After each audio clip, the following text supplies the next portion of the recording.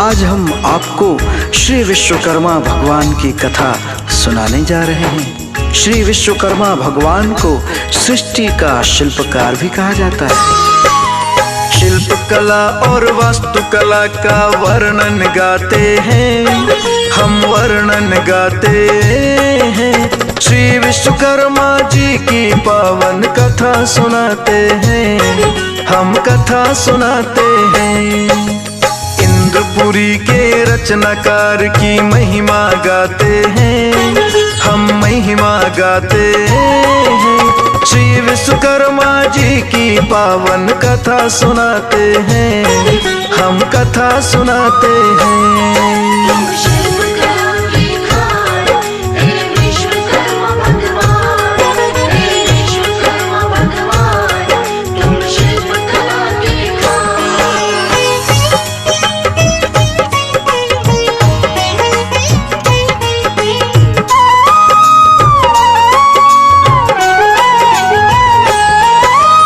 जब सृष्टि का निर्माण हो रहा था तब यह भार श्री ब्रह्मदेव के ऊपर था।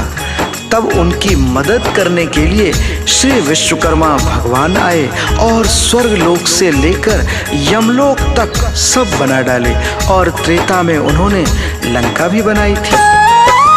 सृष्टि रचने की खातिर जब ब्रह्मा हुए तैयार, विश्वकर्मा ने आके उठाया उनका आधा भार। सबसे पहले किया गया था मानचित्र तैयार। सृष्टि को रचने में बीते वर्ष थे कई हजार। विश्वकर्मा ने ब्रह्मा जी का हाथ बटाया था। स्वर्ग लोक यमलोक स्वयं हाथों से बनाया था।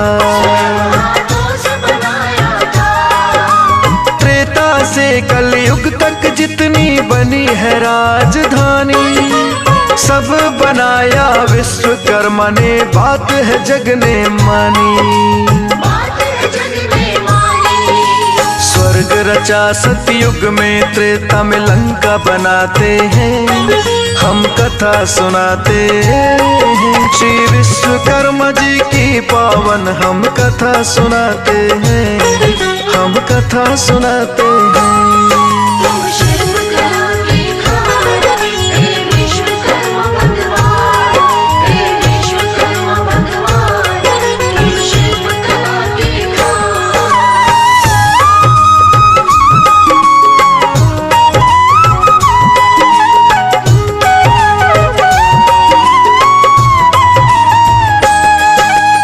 द्वापर काल में श्री कृष्ण की नगरी श्री द्वारकापुरी भी श्री विश्वकर्मा भगवान ने ही बनाई थी। सुदामा जब भगवान श्री कृष्ण के पास द्वारका पहुँचे तो उन्होंने तांदुल खाने के लिए दिया, जिसे खाकर भगवान श्री कृष्ण ने सुदामा के लिए सुदामापुरी का निर्माण करवा दिया था। और वो निर्माण कार्य भी श्री विश्वकर्मा जी ने ही किया था। रची द्वारिका द्वापर में थी हस्तिनापुर कलयुगी। श्री विश्वकर्मा जी की महिमा दिखती है हर युग में। श्री कृष्ण ने मित्र सुदामा के चावल खाए थे। 3 मुट्ठी के बदले में 3 लोक दिलाए थे।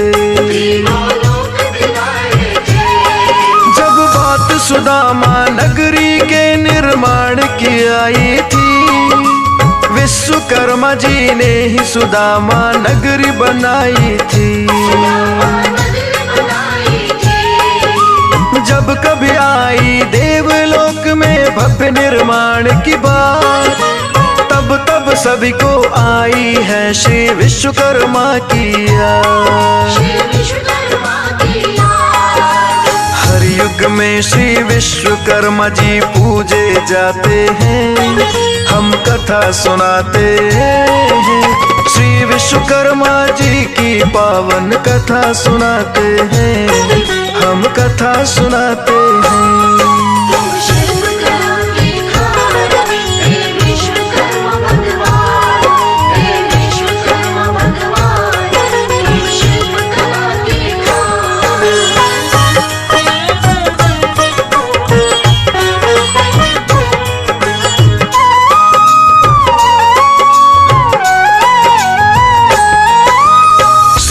विश्वकर्मा भगवान को इस सृष्टि का प्रथम शिल्पकार भी कहा जाता है।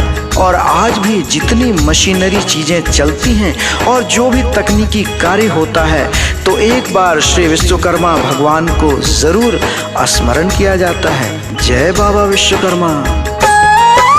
शिल्पकार के रूप में उनको मिला उच्च स्थान, विश्वकर्मा से बन गए वो श्री विश्वकर्मा भगवान।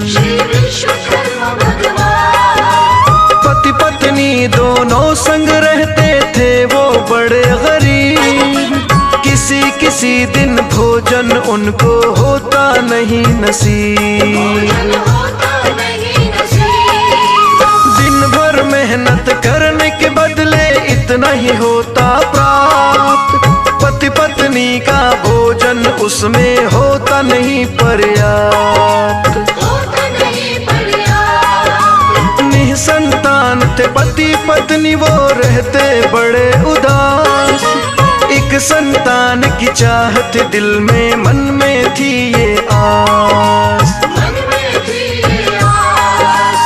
ऊपर से औलाद के लिए नीर बहाते हैं, पावन कथा सुनाते हैं, श्री विश्वकर्मा जी की पावन कथा सुनाते हैं, हम कथा सुनाते हैं।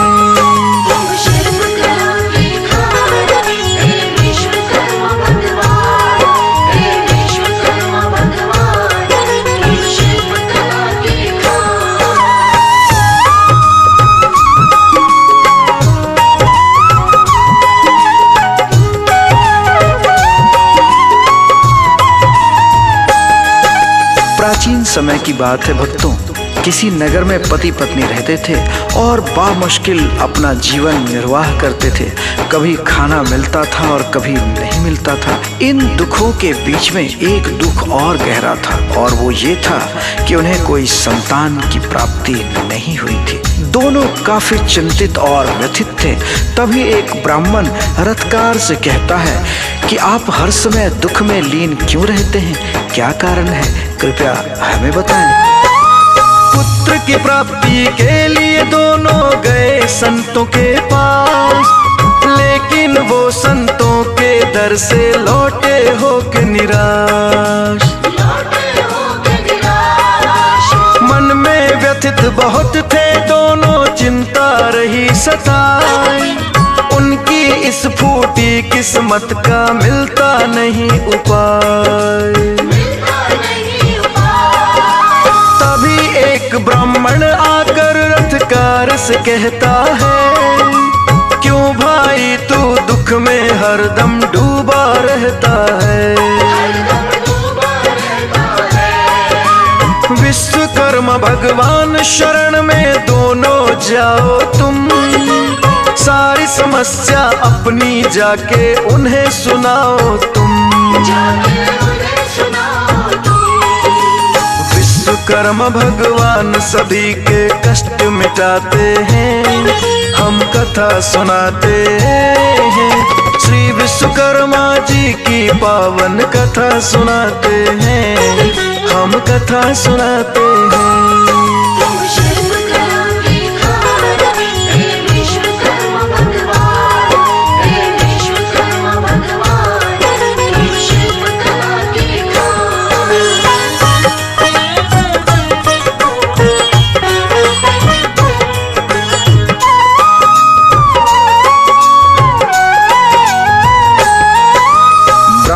से कहते हैं कि आप अमावस्या का व्रत पूरे विधि विधान से करना, श्री विश्वकर्मा भगवान तुम्हारे सारे मनोरथ अवश्य पूरी करेंगे।